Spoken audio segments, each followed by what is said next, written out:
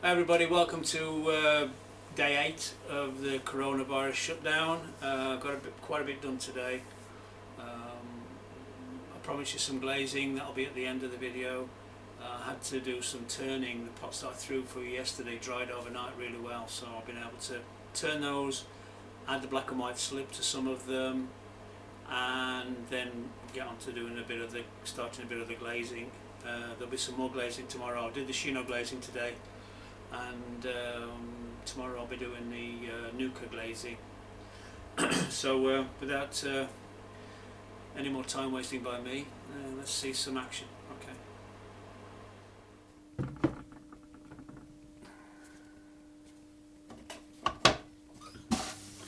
Just turning these cups from yesterday. They dried out quite nicely. I have a dehumidifier going on all the time in here, just during the winter. It was one of the best £80 I spent, to be honest, because it cuts down on the amount of time you have to wait for pots to wet dry in the winter.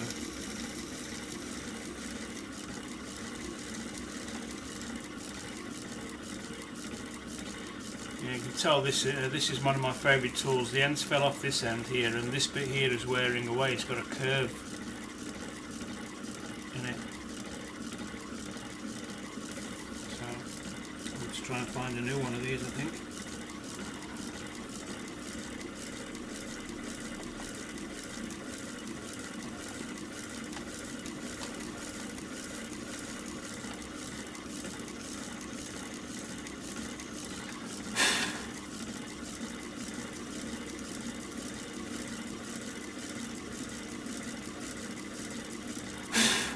Like I said yesterday about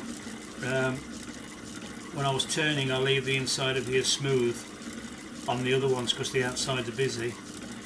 It's the same again here. This is going to have some, although this is smooth, it's going to have some decoration on the outside, so I don't want to make it too busy, so I'm leaving it smooth again.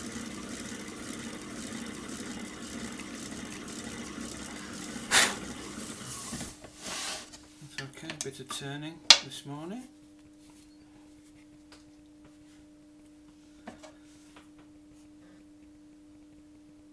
Stamp, done more. Oops, it should not fall off. Nice to have a nice chunky foot ring here to grab hold of when you're doing this.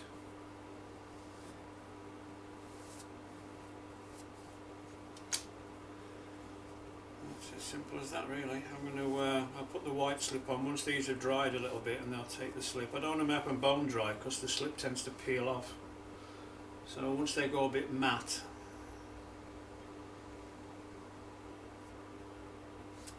then I'll get the white slip on. Okay, I've just mixed up a fresh batch of white slip.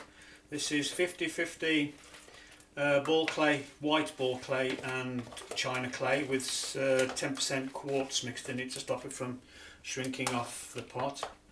Mixed it with a hand blender so it's quite nice and smooth. I'm going to use a different size brush now, and I'm just going to do a few of these bowls. Don't take long for them to dry off a little bit. It's best not to make them bone dry, as long as they dry to the touch. And it's just a question of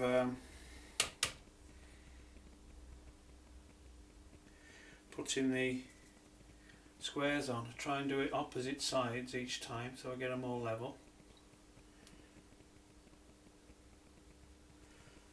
I'll do it halfway and halfway,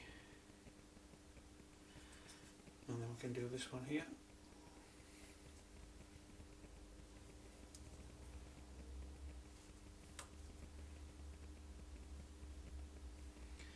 And that's it, that's that one done. Okay, on to glazing.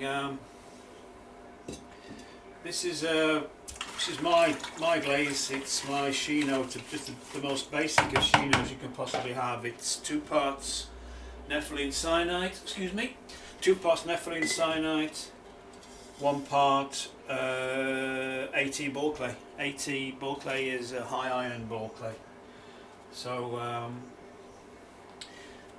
that's that. That's the simplest of chinos. These are the black caddies. Just need to glaze the inside. I'm not glazing the outside. I'm going to show you in a minute what I'm doing with the outside. Just have to carefully pour this because I don't want to get any clay on the any glaze on the outside, although it will wipe off. But just carefully pouring it in. Because I could use a funnel if I had a funnel. In fact, I do have a funnel somewhere. I think I washed it the other day.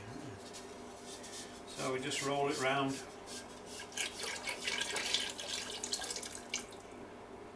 Pour it out. Got some clean water here just to get rid of the dribbles. Once it's sorted, that's with the lid. I'm going to glaze the lid. But I'll show you a close-up of that in a minute when I glaze the lid. Just to give another contrast to it. So that's it. So when I've done all these, we'll glaze the lid. Right, here we go again.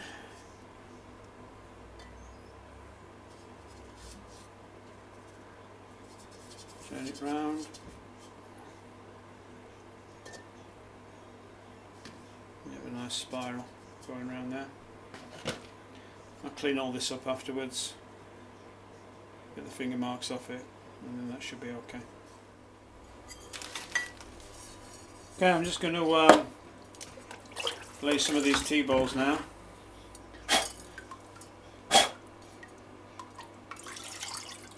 On the inside, you can double dip these, but it tends to go everywhere.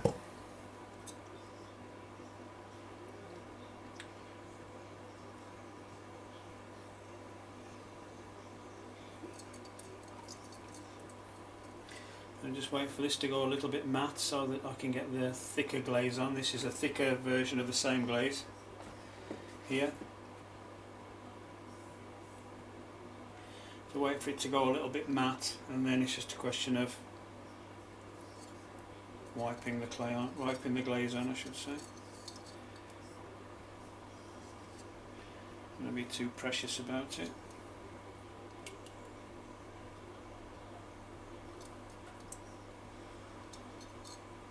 I like the way that it's gone over the edge there. Quite nice. So that's that bit done. I'll just do one more just to make sure that I've got it in the can, as they say. Right.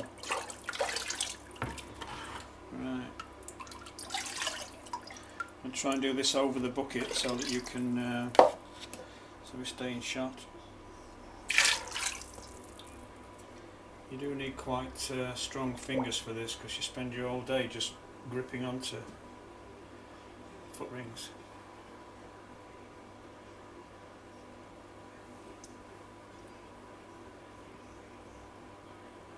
Sometimes you let go and they fall straight in the bucket. Okay, just waiting for that to go off. Missed a bit on the inside, I've got it now.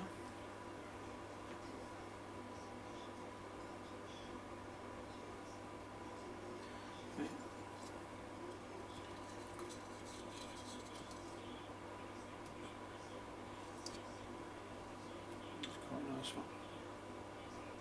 Shake it. Do a nice thick chunky glaze on the outside of there. It's quite a nice run there. That doesn't drop off, we'll be fine. Okay, just a few more of those to do and then we're sorted for the day.